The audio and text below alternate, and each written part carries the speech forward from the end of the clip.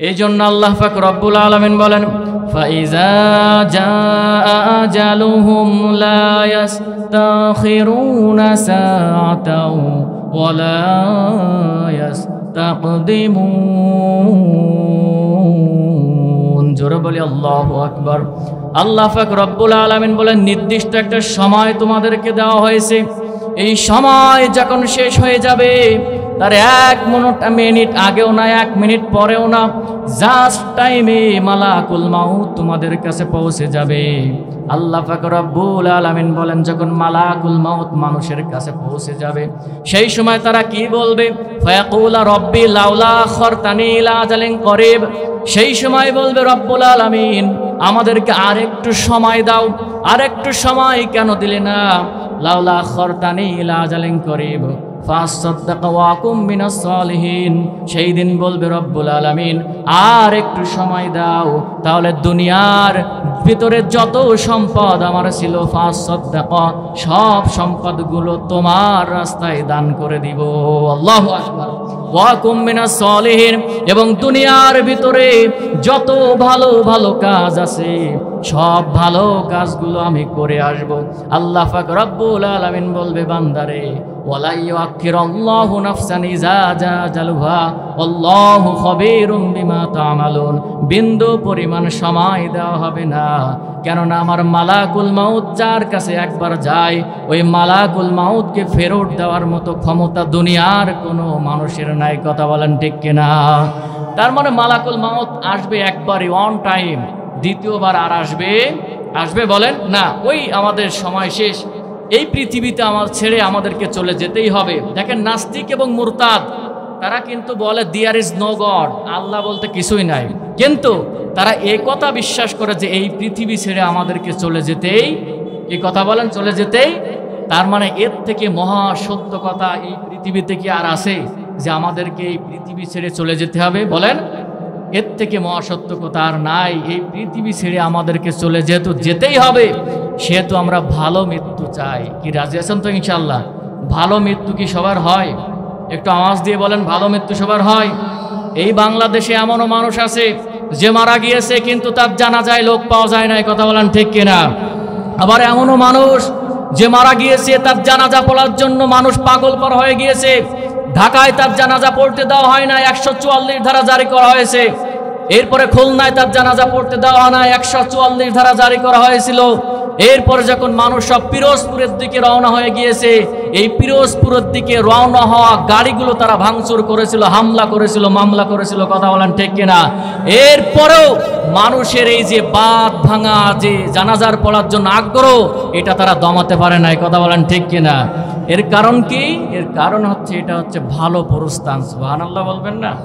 আর এই আল্লামা দেলোয়ার হোসাইন সাঈদীকে যে ডাইনি বুড়ি নৃশংসভাবে হত্যা করেছে, এই ডাইনি বুড়িকে আল্লাহ পাক রব্বুল আলামিন বাংলাদেশ থেকে লাঞ্ছিত, অপমানিত করে বাংলাদেশ থেকে তাকে বিতাড়িত করেছে। কথা বলেন ঠিক কিনা? এই বাংলাদেশের তাওহীদি জনতা তাকে আর কখনো বাংলাদেশে মেনে নিতে পারবে না। কথা বলেন ঠিক কিনা? তাকে ঢুকতে দিবে? কেননা তার হাতে প্রিয় আল্লামার রক্ত এখনো পর্যন্ত লেগে আছে। কথা বলেন ঠিক কিনা?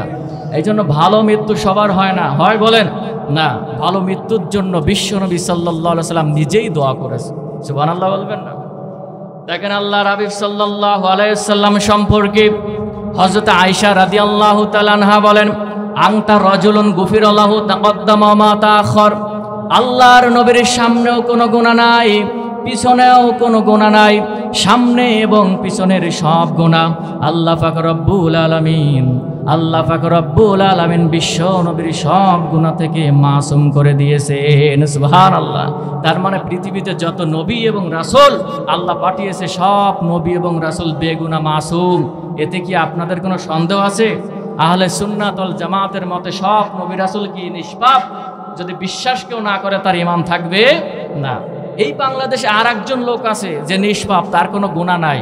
এই লোকটা কে বলেন তো? শেখ হাসিনা? না, হয় নাই। বলেন একটু, আপনারা চিন্তায় পড়ে গেছেন যে কে বাংলাদেশে একেবারে নিষ্পাপ মানুষ? শোনেন, কে? বঙ্গবীর কাদের সিদ্দিকীর বড় ভাই আব্দুল লতিফ সিদ্দিকী, নাম শুনছেন আপনারা?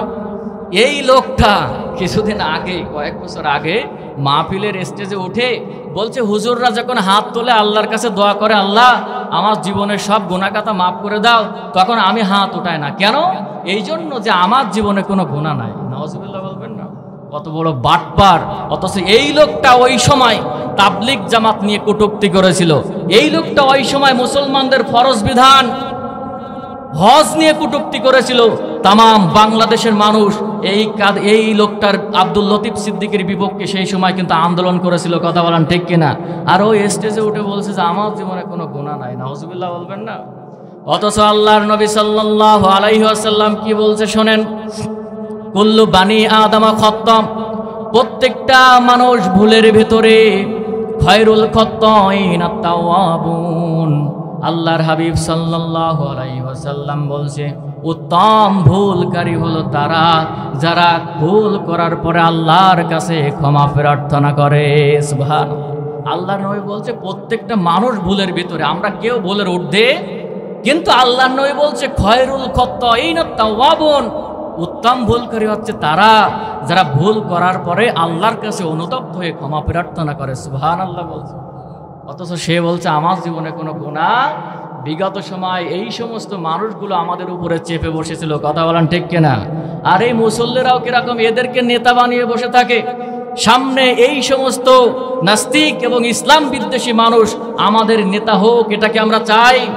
আমাদের নেতা তারাই হবে যারা উজু জানে, গোসল জানে, নামাজ জানে, যারা কোরআনের পক্ষে কথা বলে, যারা শরিয়া আইনের পক্ষে কথা বলে, তাদেরকে আমরা নেতা বানাতে চাই। কথা বলেন ঠিক কিনা? ঠিক। আমরা এগুলো বুঝতে চাই না। এগুলো কথা বললেই বলে এই যে রাজনীতি শুরু করছে, ওটা ওই দলের লোক, এরকম আছে না নাই? এখানে অনেক রাজনৈতিক সমস্যা আছে আমি জানি, তা না হলে আগামী কালকের মাহফিলটা বন্ধ হতো না। যাক, ওই বিষয়ে আমি কথা বলবো না, কোনোভাবেই বলবো না। কিন্তু রাজনৈতিক বিষয় না, আপনাকে কোরআন এবং হাদিস বুঝতে হবে। যে ব্যক্তি বলবে আমি শরিয়া আইনে বিশ্বাসী না, সঙ্গে সঙ্গে ওই ব্যক্তিটা কাফের হয়ে যাবে, সে আর মুসলমানের খাতায় নাই। কথা বলেন ঠিক কিনা? এই জন্য আমাদের নেতা হবে কারা? যারা কোরআন এবং হাদিস জানে। কি রাজি আছেন তো ইনশাআল্লাহ? তাহলে প্রত্যেকটা মানুষ ভুলের ভিতরে, আমরা কেউ ভুলের ঊর্ধ্বে না। আল্লাহর হাবিব সাল্লাল্লাহু আলাইহি ওয়াসাল্লাম যার সামনেও কোনো গুনাহ নাই, পিছনেও কোনো গুনাহ নাই, আছে, সেই নবী সব সময় আল্লাহর কাছে দোয়া করতেন, রব্বুল আলামিন এই পৃথিবী ছেড়ে আমাদেরকে চলে যেতেই হবে। আল্লাহুম্মা ইন্নী আসআলুকা হুসনাল খাতিমা। সবাই আমার সঙ্গে বলেন, আল্লাহুম্মা ইন্নী আসআলুকা হুসনাল খাতিমা। রব্বুল আলামিন যেহেতু মৃত্যু বরণ করতে হবে, মৃত্যু যেহেতু বরণ করতেই হবে, তুমি আমাকে ভালো মৃত্যু দান করে দিও। সুবহানাল্লাহ। যে নবীর সামনেও কোনো গুনাহ নাই, পিছনেও গুনাহ নাই, সেই নবী বলছে আল্লাহ মৃত্যু যেহেতু বরণ করতে হবে, তুমি আমাকে ভালো মৃত্যু দান করে দিও। সুবহানাল্লাহ বলবেন না? তাহলে কি আমাদের ভালো মৃত্যু কামনা করতে হবে না? এখন আসুন, ভালো মৃত্যু কয়টা?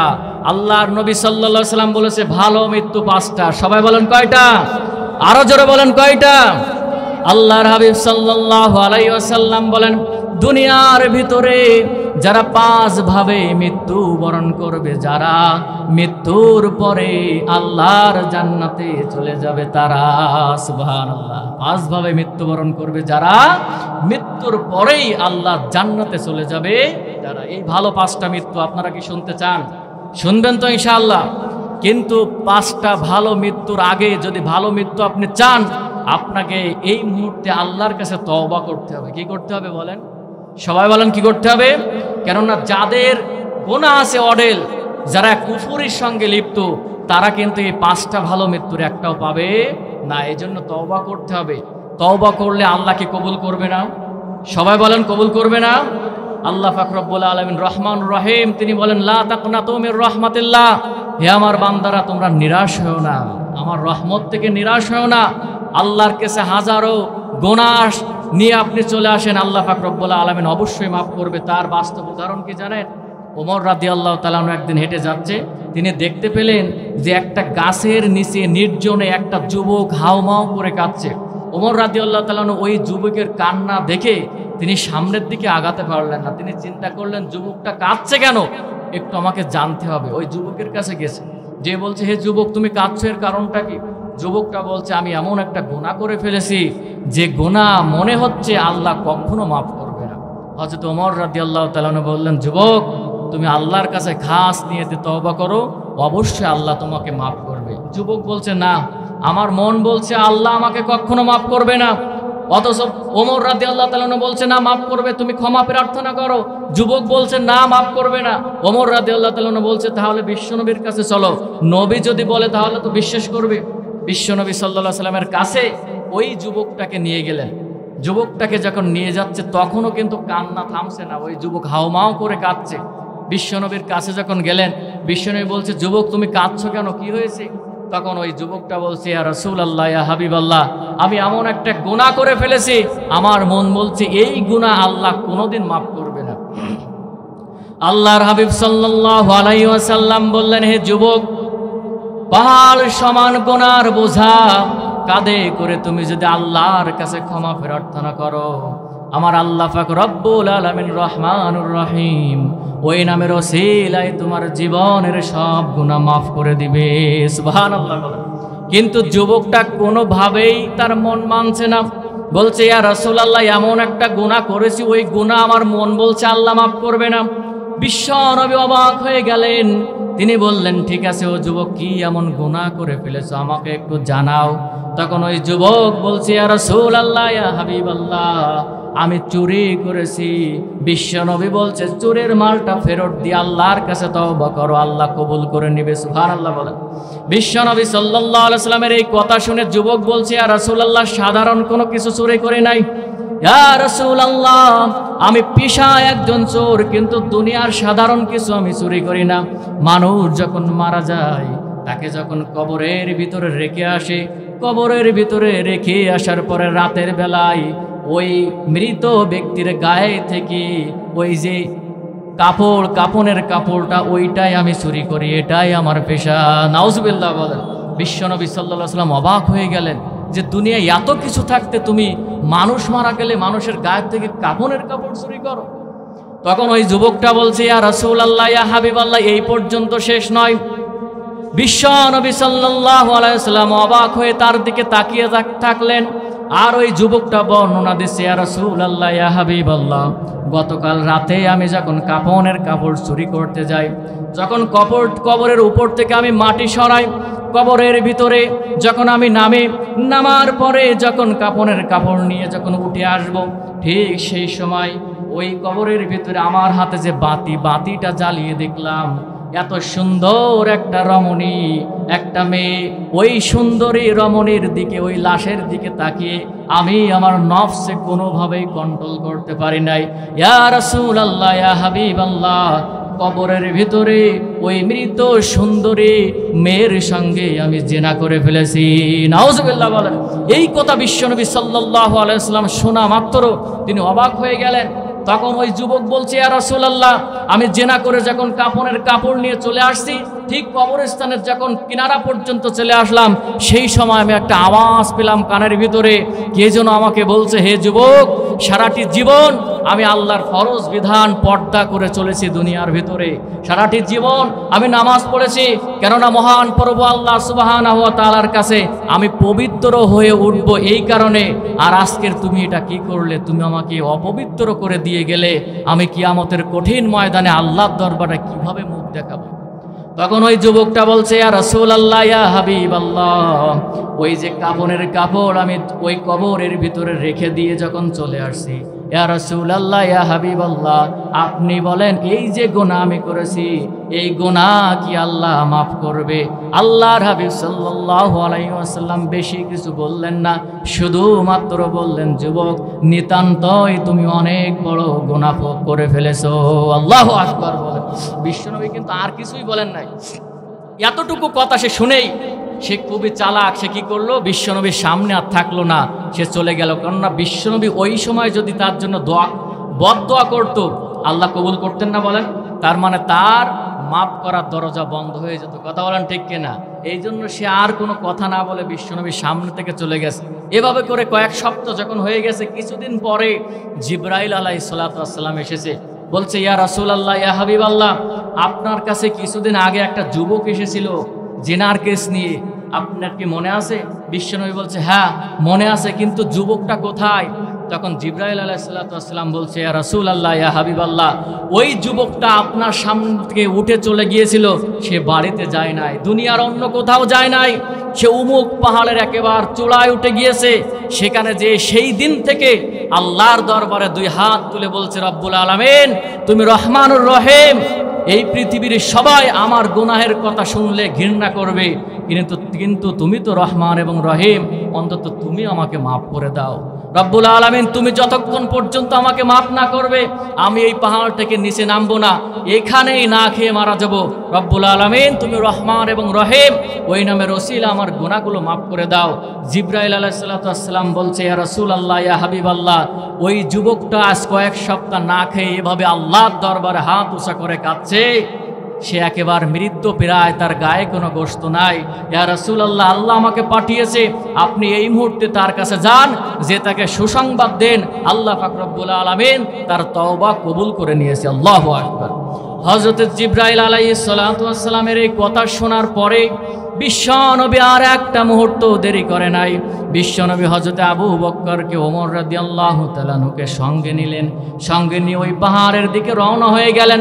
পাহাড়ের কিনারায় উঠলেন, তখন ওই যুবক দুই হাত তুলে আল্লাহর কাছে ক্ষমা প্রার্থনা করছে। আল্লাহর হাবিব সাল্লাল্লাহু আলাইহি ওয়াসাল্লাম দূর থেকে বলছে, ও যুবক, আর কাঁদা লাগবে না, তুমি যেভাবে আল্লাহর কাছে খাস নিয়তে তওবা করেছো, আল্লাহ পাক রব্বুল আলামিন তোমার তওবা কবুল করে নিয়ে তোমার জীবনের গুনাহ খাতা মাফ করে দিয়েছেন। সুবহানাল্লাহ বলেন। এত বড় গুনাহ করেছে, এরপরেও খাস নিয়তে তওবা করার কারণে আল্লাহ মাফ করে দিয়েছেন। বলেন আপনি আমরা কত বড় গুনাহ করেছি, আল্লাহর কাছে যদি ক্ষমা প্রার্থনা করি আল্লাহ মাফ করবে না? সবাই বলেন মাফ করবে না? এই জন্য আমাদের আল্লাহর কাছে খাস নিয়তে তওবা করতে হবে। কি রাজি আছেন ইনশাআল্লাহ? কিন্তু তওবা করার আগে যদি আপনি কারোর হক মারেন, অবশ্যই কিন্তু হক ফিরিয়ে দিতে হবে। কথা বলেন ঠিক কিনা?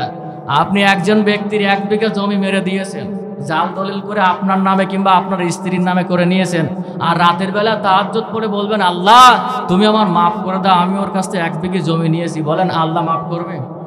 সবাই বলেন মাফ করবে না? ওই ব্যক্তি যতক্ষণ মাফ না করবে আল্লাহ ততক্ষণ মাফ করবে।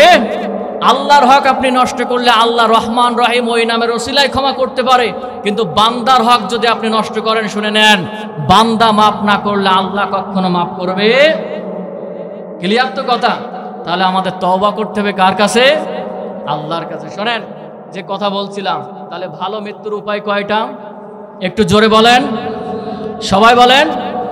প্রথম নম্বর, আন মুআয ইবনে জাবাল রাদিয়াল্লাহু তাআলা আনহু قال قال النبي صلى الله عليه وسلم من كان آخر كلامه لا إله إلا الله।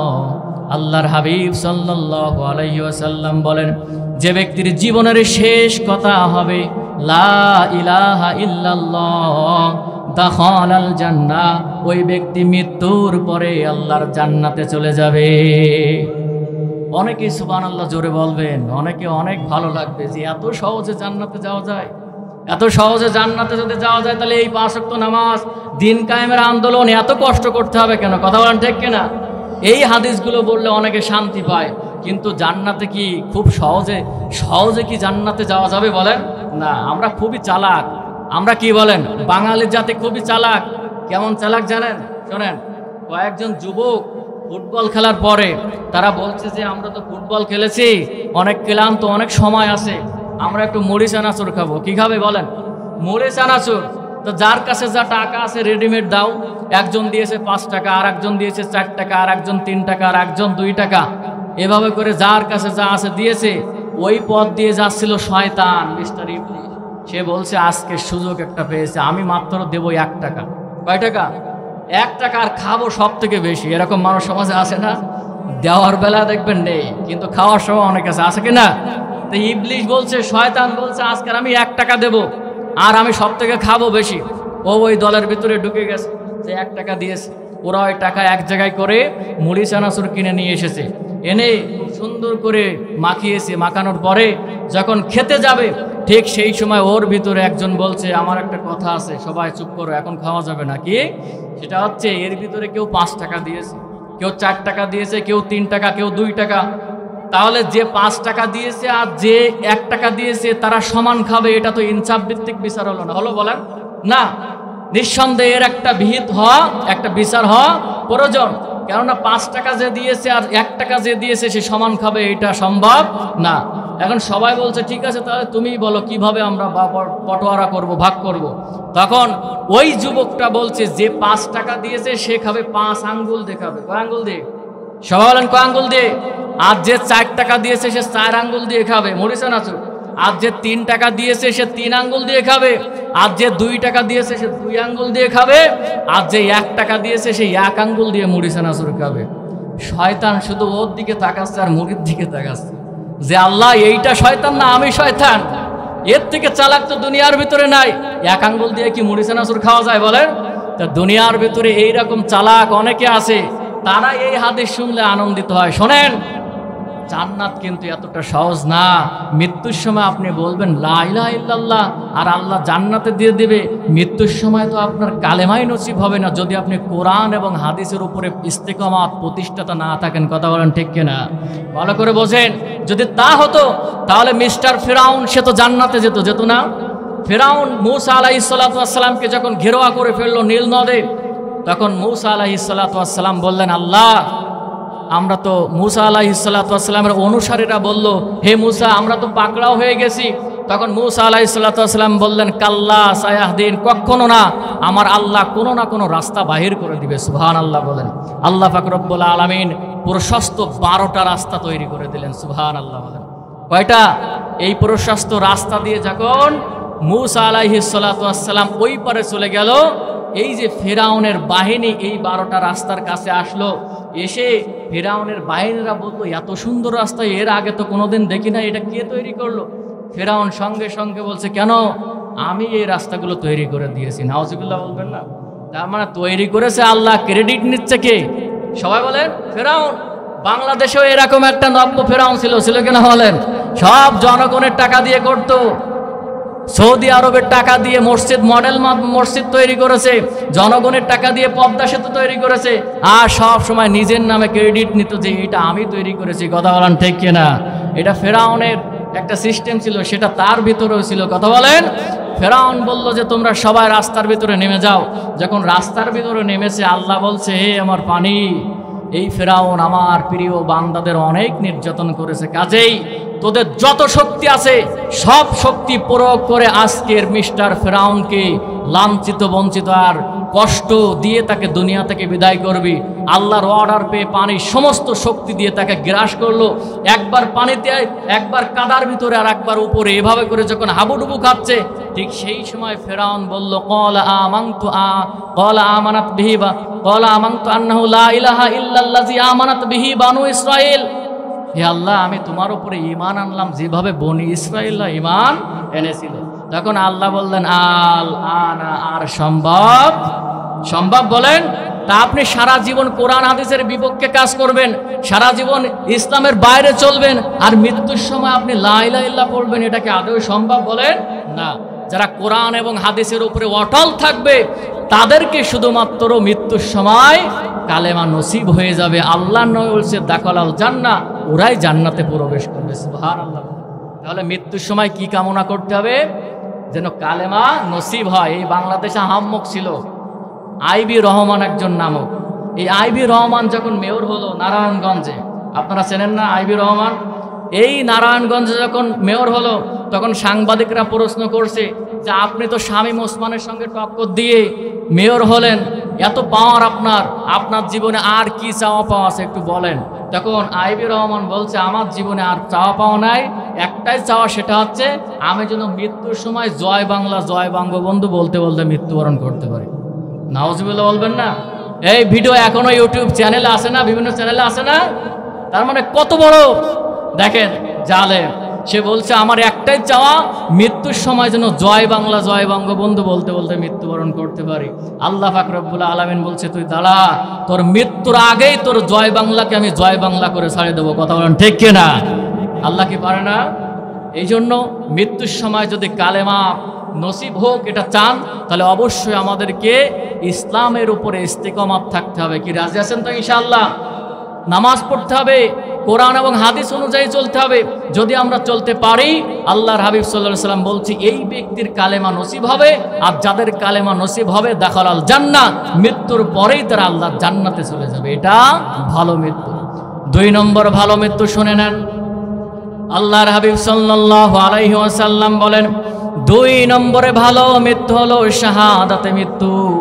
এই পৃথিবীর ভিতরে শাহাদাতে মৃত্যু বরণ করবে যারা, মৃত্যুর পরে আল্লাহর জান্নাতে চলে যাবে তারা।